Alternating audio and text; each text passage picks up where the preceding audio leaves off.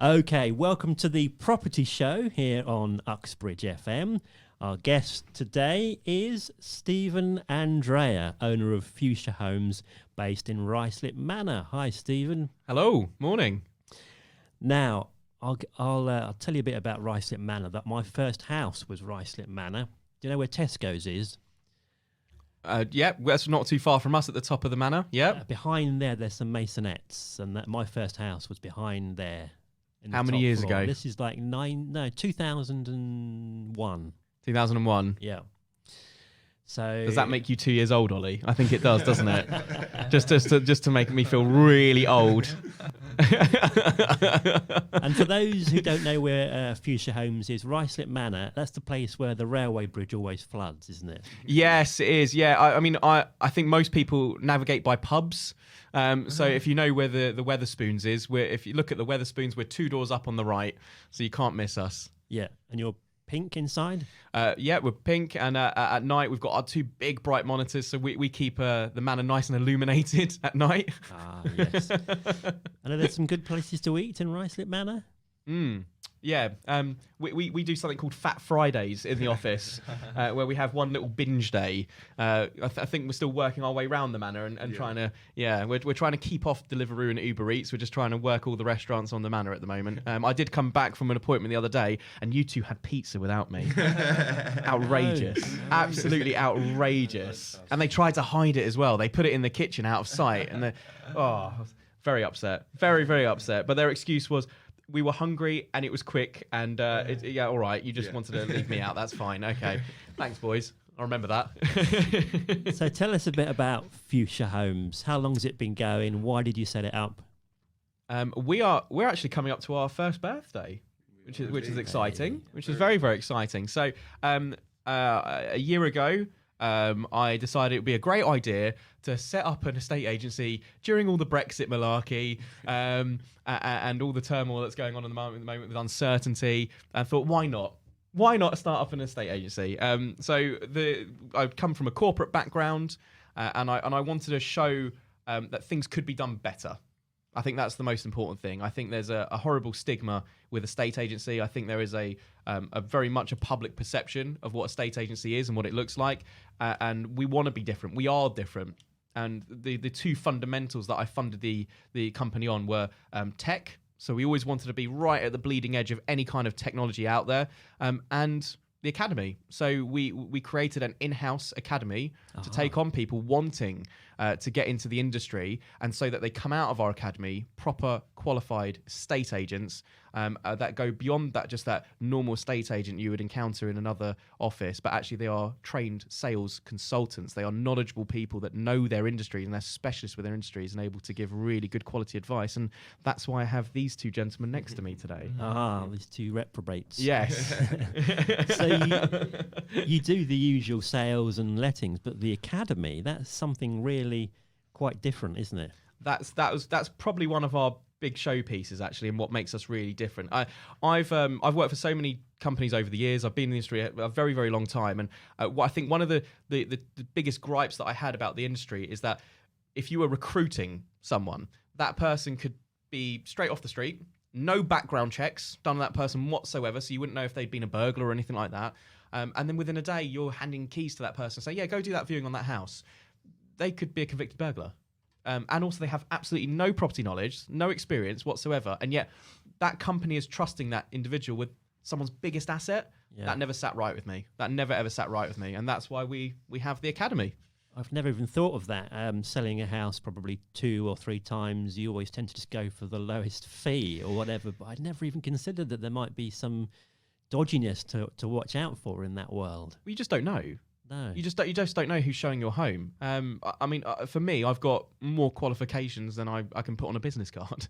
I've done what I can. I've done what I can to be regulated. I've done what I can to be professionally trained.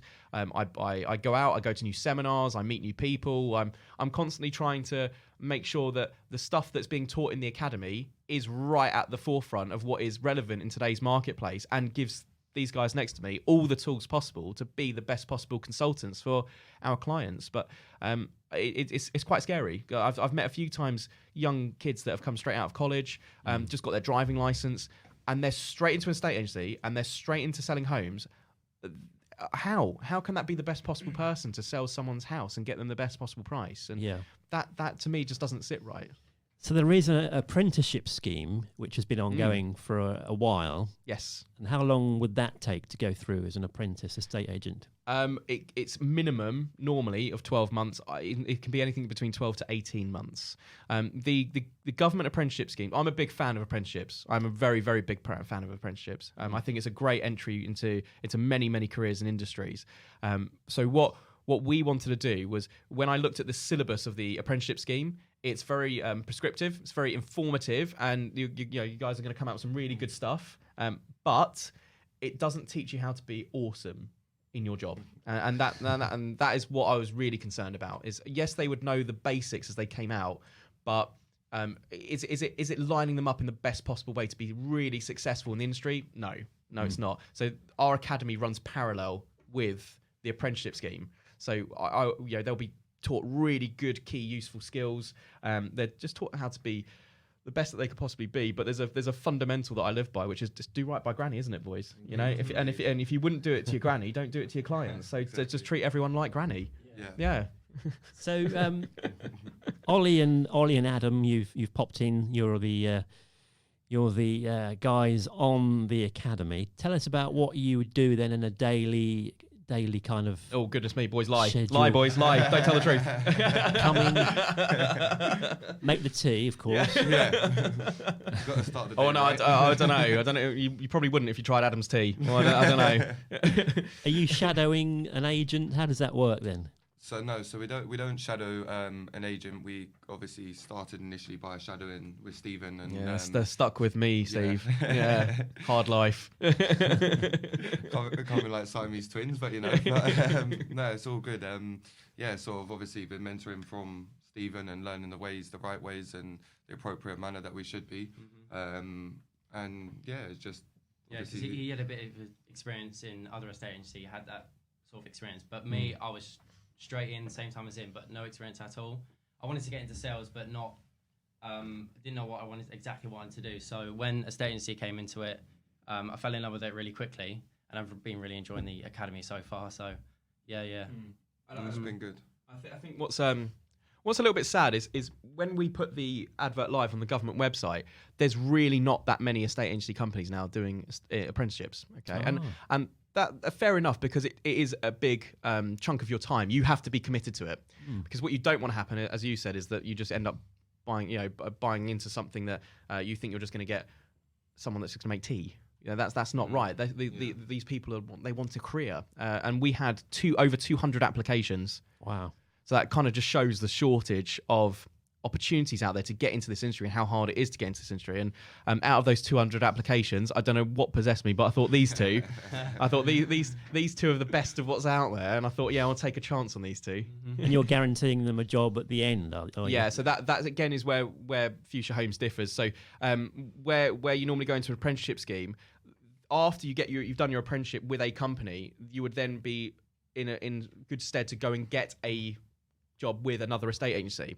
I don't want that, because I'm investing so much of my time and energy into these two chaps next to me, that and they're in our academy, so I just guarantee the job straight afterwards. So that's it. They, on their very first day with me, they get their development pack, and in that development pack has a very, very clear career path, so they know exactly where their career is going. There's only one person, isn't there, that holds you back from getting your promotions, and it's not me. Yeah, it's you. You know exactly what to do. That's all it is. It's in writing. It's there. It's for you to go and grab. And it's what's I think really exciting is I've had apprentices before at other companies. I've run similar kind of training things, but for this now as part of my company, and these guys are the first to go through the Fuchsia Academy, which is really exciting because it's an amalgamation. It's an evolution of what I've been doing over the last 10 years.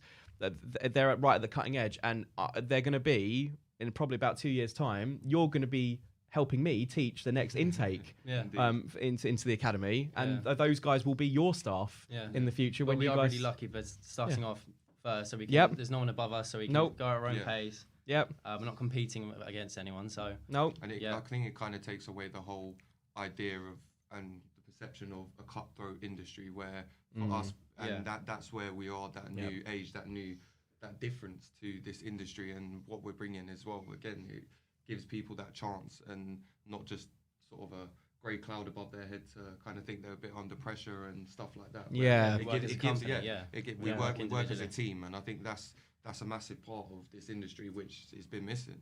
Is the fact of people are there for themselves, not as a team. I think Adam's just nailed it. One of the things we really did want to get away from is this whole like, you need to sell houses, KPIs, got to sell houses, got to make commission, otherwise I'm going to sack you. That's not how we operate. We do right by granny. So we work as one team. Yes, we're paid a fee by our sellers once we've done a really good job, but we all work together. We're all in unison. Nobody's out to do over other people.